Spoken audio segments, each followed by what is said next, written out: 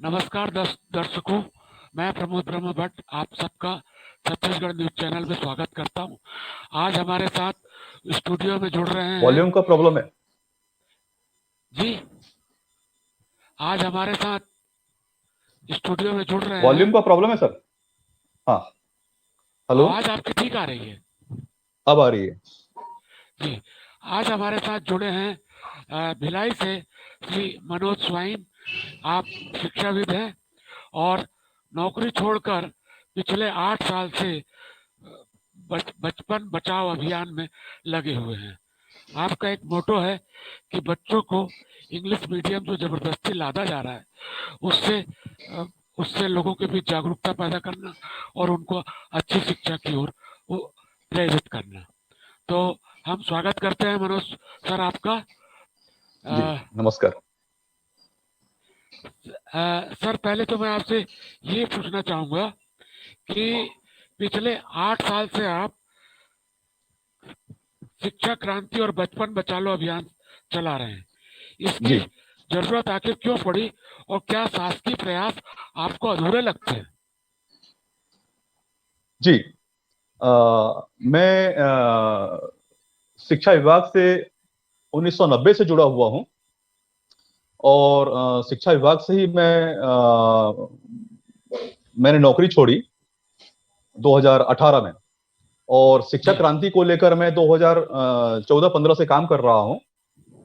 और जरूरत इसलिए पड़ी क्यों, मेरे जो 30 साल शिक्षकीय अनुभव था, मैंने उसमें पाया कि जब शिक्षा हिंदी माध्यम में थी तब भी जो हमारे गांव के बच्चे थे और जो गरीब बच्चे थे, कमजोर तबके के बच्चे थे, उनको हिंदी में भी परेशानी हो रही थी। ऐसे समय में अंग्रेजी थोपना उनके लिए काल के जैसा हो गया। और मैंने बहुत सारे बच्चों को देखा अंग्रेजी के कारण मानसिक विकलांग होते हुए, जो मेरे लिए बहुत ही पीड़ादायक था। मुझे लगा कि मैं अगर इसमें लोगों को समझा सकूं कि हम मातृभाषा या हिंदी या समझ में आने वाली भाषा में अपने बच्चों को पढ़ाते हैं तो उनके लिए ज्यादा फलदायी होगा, ज्यादा लाभदायी होगा, ज्यादा सुलभ होगा, ज्यादा सरल होगा बनिस्पत अंग्रेजी माध्यम के। लेकिन मैंने ये भी देखा कि ऐसा भ्रम पड़ा हुआ है लोगों को कि अंग्रेजी माध्यम से पढ़ने से उनका बच्चा सीधे कोई बहुत बड़ी उपलब्धि हासिल कर लेगा, जो कि पूरी तरह से निराधार है। और इस चक्रव्यूह में मध्यम वर्ग नहीं, उच्च वर्ग भी फंसा हुआ है। और वैसे मैं यही कारण था। हाँ। वैसे मैं दर्शकों को बताना चाहूंगा कि मनोज सर अंग्रेजी के विरोधी नहीं है। वो वो आ, उनका सिर्फ कहना ये है कि माध्यम है वो हिंदी या वो भाषा में होना चाहिए जो आ, जिससे बच्चे आसानी से समझ सके। आइए हम उनके ही उससे एक देख लें कि वो उनके एक मैं ज्ञानी किसान कक्षा 7वीं कुकुरदा। मैं तेजस्वी बेहरा कक्षा 5वीं कुकुरदा। मैं पुष्पा किसान कक्षा 6वीं कुकुरदा। मैं तृप्ति गुप्ता कक्षा 6वीं कुकुरदा। मैं करण यादव कक्षा 7वीं कुकुरदा। Friends, today we are here to discuss a burning topic: should English be continued in India? Friends, we should not oppose English blindly. We should not forget that this language has played an important role in our freedom struggle. It served meaningfully as a link language among our freedom fighters who belong to different places. In modern time, English language is not the language of British only. It has been adopted by all over the world. Even countries like China, Japan, Thailand and many or even African countries are learning English. This is the language by what we have succeeded in keeping unity within our countries. If we have imposed Hindi by force on various states, we would have gone towards a disintegration. Through this language, India has scaled a great height in the field of science and technology all over the world. This language has brought us closer to the people of other countries. English is also one of the main working language of United Nations. A large number of Indians are getting good jobs all over the world just because of good working knowledge of English. Through this language only, India has been able to put its strong view on various international forums. Therefore, in my view, we should continue to learn and use English, and alongside, we should take urgent steps develop Hindi so that it would also become a language of science, mathematics and other subjects. Thank you. Okay friends, you must learn English but respect मातृभाषा. You're absolutely right Manoj sir. पढ़ना तो हमको मातृभाषा. जी sir, अभी हमने आपका presentation देखा. Sir, इस अभियान में आपकी प्राथमिकताएं क्या होती हैं और आप अपने अभियान को सफल बनाने के लिए क्या कर रहे हैं? ये बहुत मुश्किल काम था. शुरुआत में मुझे लगा कि ये बहुत सरल है और क्योंकि मैं अंग्रेजी का विशेषज्ञ हूं, ऐसा मैं मानता हूं कि अगर कोई बच्चा हिंदी माध्यम से या मातृभाषा माध्यम से ठीक से 10वीं पास होता है तो उसको मैं 10 घंटे के अंदर अंग्रेजी का पूरा ज्ञान उसको दे सकता हूं या उसको एक्सपर्ट बना सकता हूं. तो फिर जब मातृभाषा में पढ़ के ठीक से समझ के हम साइड बाय साइड अंग्रेजी को इतना आसान तरीके से सीख सकते हैं तो अंग्रेजी को माध्यम बना के उसके पीछे भागने की जरूरत नहीं है. अंग्रेजी माध्यम एक अभिशाप है बच्चों के लिए. ये उनके सोचने समझने की शक्ति को ही छीन लेता है. मैं आपको बताना चाहूंगा कि पूरे भारत में ऐसा कोई शिक्षक नहीं, ऐसा कोई विद्यालय नहीं जो बच्चों को अंग्रेजी में समझा दे और उनको समझ में आ जाए. 95% या 99% जगहों पर बच्चों को उनके ही भाषा में समझाना पड़ता है और उनको अंग्रेजी में लिखने के लिए बाध्य किया जाता है, जो कि एक बहुत बड़ी प्रताड़ना है बच्चों के लिए. मैंने देखा है कि 12वीं क्लास के बच्चों को, फिर से मैं कह रहा हूं पूरी जिम्मेदारी के साथ, कि 90% बच्चों को 12वीं क्लास के बाद भी अंग्रेजी की कोचिंग लेनी पड़ती है. तो फिर वो 12वीं क्लास तक 12 साल और 3 साल की नर्सरी 15 साल तक वो कर क्या रहे थे? ये मैंने देखा है कि ये ज्यादातर बच्चों को मानसिक रूप से दिवालिया बना रहा है, जो मेरे लिए पीड़ा का कारण था. मेरा 25-30 साल का अंग्रेजी पर शोध है और मुझे लगा कि हम अपने गांव के बच्चों को या मध्यम वर्ग को अगर हम समझा सकें कि अंग्रेजी माध्यम में जाना जरूरी नहीं अंग्रेजी सीखने के लिए. अगर उनको लगता है कि अंग्रेजी बहुत बड़ी चीज है तो उसको मातृभाषा माध्यम में पढ़ते हुए साइड बाय साइड एक भाषा के रूप में उसको सीखा जा सकता है बड़ी आसानी के साथ.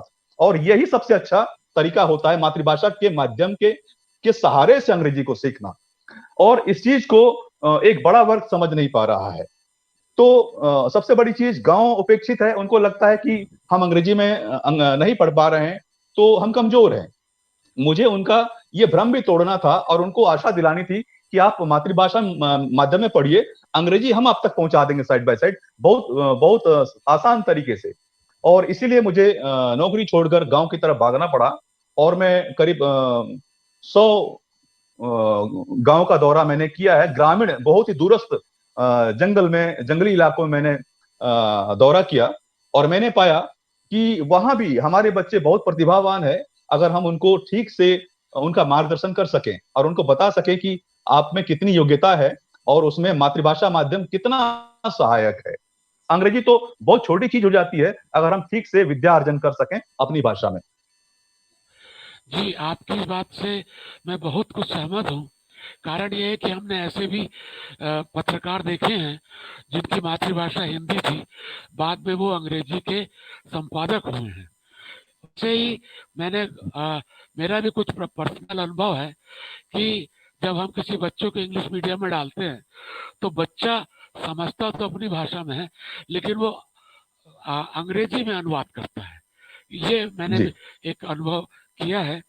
सर, आपका जो सीधा जो मेरे को समझ में आ रहा है कि क्या अंग्रेजी माध्यम में चूंकि भाषा का बैरियर आ जाता है, तो क्या अंग्रेजी माध्यम में बच्चों की शिक्षा दिलाने से बच्चे भोंदू बनते हैं?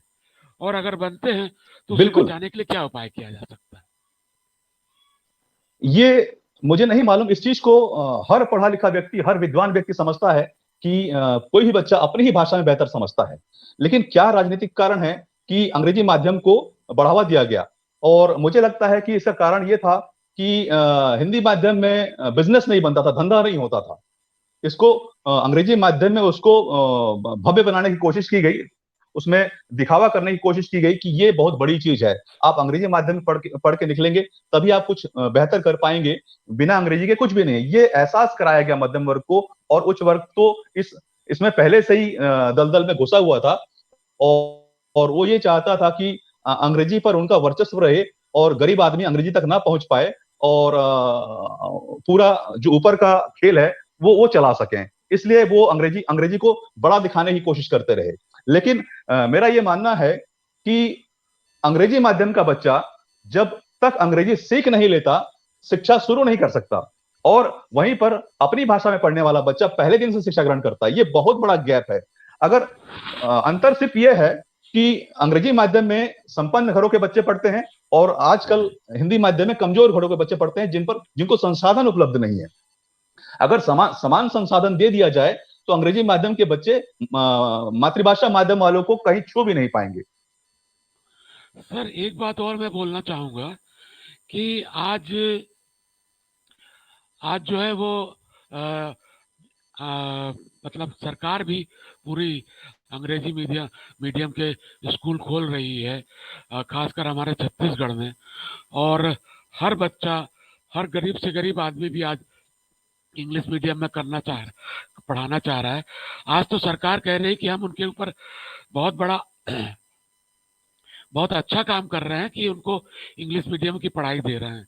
तो इस सरकार के इस प्रयास को आप किस रूप में देखते हैं? क्योंकि ये इससे तो और अंग्रेजी मीडियम को प्रतिष्ठित होगी, उसकी महिमा मंडन होगा। सरकार अपने राजनीतिक लाभ के लिए इतना बड़ा सर्वनाश नहीं कर सकती। मैं ये कहूंगा कि विनाश काले विपरीत बुद्धि, इसमें सरकार भी जानती है या नहीं जानती मुझे नहीं मालूम, सरकार जानती जरूर होगी।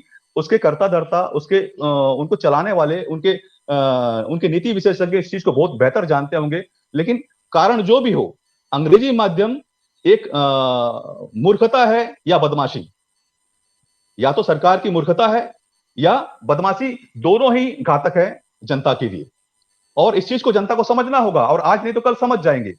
लेकिन गरीब आदमी को ऐसा लग रहा है अचानक कि अंग्रेजी माध्यम उसके लिए वरदान है, जो कि आने वाले समय में उनके बच्चों को पूरी तरीके से खत्म कर देगा। सर आपकी बात से हम सहमत हैं, लेकिन जो बच्चे हैं वो अभी बहुत प्रेशर में चल रहे हैं। भारत जब से आज़ाद हुआ है तब से बाइलिंगुअल होने की बात कही जा रही है, इस तरीके से अंग्रेजी को प्रमोट किया गया। और अब मल्टीनेशनल कंपनीज आ रही हैं, वो उनमें छोटी मोटी नौकरियां मिलके लोग उनको बढ़ावा मिल रहा है। तो एक तरीके से बच्चों पर एकदम प्रेशर है अंग्रेजी का, और उसके कारण उनकी पढ़ाई तो डिस्टर्ब हो ही रही है। लेकिन सर आपका एक कहना और मुझे बड़ा अजीब लगा। आप कहते हैं कि अंग्रेजी मीडियम में बच्चे मानसिक रूप से कमजोर होते हैं। लेकिन मैं आपको एक बात बताना चाहूंगा कि आज हर इंग्लिश मीडियम स्कूल में, खासकर बड़े स्कूलों में, एक मनोवैज्ञानिक शिक्षक की भी नियुक्ति होती है। मैंने चर्चा की कुछ लोगों से, आपके कमेंट पढ़ने के बाद, लेकिन उधर से कोई इस तरह के मुझे वो नहीं मिले हैं, इनपुट नहीं मिला है। इस पर आप कुछ स्थिति क्लियर करना चाहेंगे?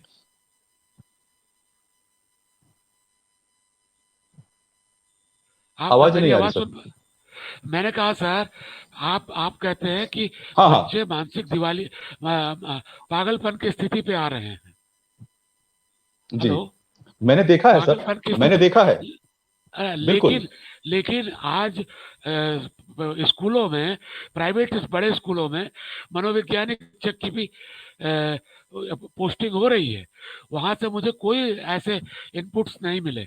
उस पर आप अपना स्थिति क्लियर करें। ये या तो ये जानबूझकर ऐसी स्थिति पैदा की जा रही है। अगर वो इस चीज को मान लेंगे तो उनका धंधा खराब हो जाएगा। तो आप कहते हैं कि बच्चों में आंशिक पागलपन के लक्षण देखे जा रहे हैं। 95% बच्चे मानसिक रूप से दिवालिया हो चुके हैं, उनको मालूम नहीं पड़ रहा है। आप किसी भी अपने छत्तीसगढ़ के बड़े से बड़े स्कूल में जाइए और उनको 20 हिंदी के वाक्य दे दीजिए उनको ट्रांसलेट करने के लिए। अगर वो 5 भी नहीं कर पाते हैं उसमें से, जो कि मेरा दावा है कि 20 में से 5 भी नहीं कर पाएंगे। ये मैं पिछले 25-30 साल के अनुभव के आधार पर मैं बता रहा हूं, जो मैंने करके देखा हुआ है। बड़े से बड़े स्कूल के बच्चे को मैंने लेके देखा है। कि 20 वाक्य उनको दे दो, वो 5 का भी ट्रांसलेशन ठीक से नहीं कर सकते, तो वो करते क्या है? और मुझे आश्चर्य होता है कि जो बच्चे 10वीं क्लास तक अंग्रेजी बोलना नहीं जानते, वो पास कैसे होते हैं? आप सर्वे करा लीजिए, आप जाके बड़े से बड़े स्कूल में जाइए और बच्चों से पूछिए, 10वीं क्लास 12वीं क्लास के बच्चों से, और उनको आप 10 12 15 20 सेंटेंस दे दीजिए कि इसका आप हिंदी से इंग्लिश कर लीजिए। अगर वो नहीं कर पाते हैं, अंग्रेजी माध्यम में पढ़ने वाला बच्चा जब अंग्रेजी ही नहीं जानता, तो वो पास कैसे होता है? क्या एक ऐसी व्यवस्था की गई है या ऐसा सिस्टम बना दिया गया है कि किसी तरीके से इनको ये सिलेक्टेड चीजें दे दी गई है कि इतना कर लो, आपको पास कर दिया जाएगा? और सर अगर ये आप स्थिति उनने सर ये स्थिति तो आजकल कॉलेजों में भी हो गई है। जी शिक्षक से बनवाते हैं क्वेश्चन, उसका क्वेश्चन आंसर बनवाते हैं, उसको अपलोड कर देते हैं। यानी जी बच्चा पूरी तरीके से चम्मच से खाता है, हम लोग जैसे बचपन में बोलते थे, उसके जी खुद जी का मस्तिष्क का विकास नहीं हो रहा है। ये तो हम महसूस कर रहे हैं। तो चलिए सर, आपसे बहुत अच्छा लगा बात करके। मैं उम्मीद करता हूं कि हमारे इस चैनल के माध्यम से आपकी बात पूरे भारत के स्तर पर जाएगी और हम फिर आपसे इसी तरीके से चर्चा करेंगे। आज आप हमारे साथ जुड़े, आपका बहुत बहुत धन्यवाद और पुनः आपसे भेंट होगी। तब तक के लिए जी नमस्कार। आपको भी बहुत बहुत धन्यवाद सर, नमस्कार।